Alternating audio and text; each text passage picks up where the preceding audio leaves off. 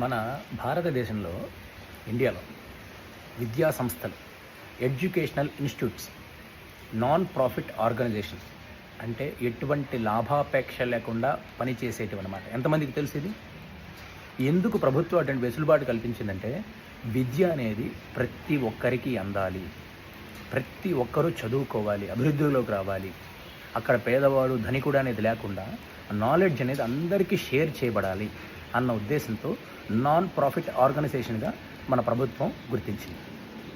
వీళ్ళు పెద్ద పెద్ద ఇన్స్టిట్యూట్స్, ఎడ్యుకేషనల్ ఇన్స్టిట్యూట్స్ అన్ని, స్కూల్స్ అవ్వచ్చు, ఎవరైనా అవ్వచ్చు, రిజిస్ట్రేషన్ చేసుకునేది నాన్ ప్రాఫిట్ ఆర్గనైజేషన్గానే రిజిస్ట్రేషన్ చేసుకుంటారు. కానీ వాళ్ళు ఏం చేస్తున్నారు? ఎల్కేజీకి 1,00,000,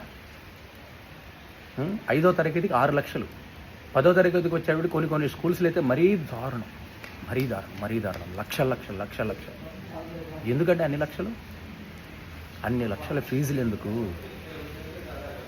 మీరు ఎంత క్వాలిటీకి ఇచ్చినా కూడా అన్ని లక్షల ఫీజులా? మరీ దారుణం. ప్రజలు కూడా గొర్రెలు అయిపోయారు. మరి ఇన్ని లక్షలు పెట్టి చదివిస్తే అంత బాగా చదివించినట్టు. వాళ్ళ రిచ్నెస్ చూపించుకోవడానికి స్కూల్స్లో జాయిన్ చేస్తున్నారు తప్ప చదివించడానికి కాదు. ఎంత వరస్ట్ అండి! వ్యవస్థను ఎటు తీసుకెళ్తున్నారు అసలు? ఆల్రెడీ తీసుకెళ్తున్నారు కదా, తీసుకెళ్ళిపోయారు. ఏ ఒక్క ఇన్స్టిట్యూట్ అయినా లాభాపేక్ష లేకుండా పనిచేస్తుందా? మరి లక్షలు. మీ రిచ్నెస్ చూపించుకోవడం కోసం మీ పిల్లల్ని ఇంటర్నేషనల్ స్కూల్స్లో జాయిన్ చేస్తున్నారు తప్ప చదివించడం కోసం కాదు. చదవాలనుకునేవాడు ఎక్కడేసినా చదువుతాడు. మరీ దారుణం. లక్షల ఫీజులు, కేజీలు పుస్తకాలు. ఒక్కొక్కరికి ఆ పుస్తకాలు మొయ్యలేక గూనొచ్చేస్తుంది. చిన్న వయసు నుంచే వాళ్ళ వెన్నుముక పైన అన్ని భారం బరువులేసి మూటలు మోయించి ఎటు తీసుకెళ్తున్నారు విద్యా వ్యవస్థని? తీసుకెళ్ళిపోయారు ఆల్రెడీ. పేరెంట్స్ కూడా గొర్రెలు, క్వశ్చన్ చేయరు. ఎవరికి అవసరం లేదు. ఎంత పెద్ద ఇన్స్టిట్యూట్లో జాయిన్ చేస్తే వాళ్ళ రిచ్నెస్ అంత గొప్ప. గుర్తుంచుకోండి ప్రతి పేరెంట్ కూడా. భారతదేశంలో education institutes non profit organisations ఎటువంటి లాభాపేక్ష లేకుండా పనిచేయాలి. అలా ఏ ఒక్క ఇన్స్టిట్యూట్ అయినా ఉందా? క్వశ్చన్ చేయండి. ఎందుకు అన్ని లక్షల ఫీజులు? అలా చేయరు.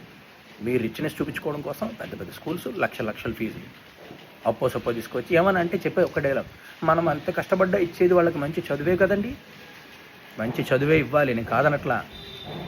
మంచి చదువే ఇవ్వాలి, నేను కాదనట్లా. అలా అని చెప్పి పక్కోడితో పోటీకి పోయి లక్షలు కట్టి కాదు. విద్య ప్రతి ఒక్కరికి అందాలి.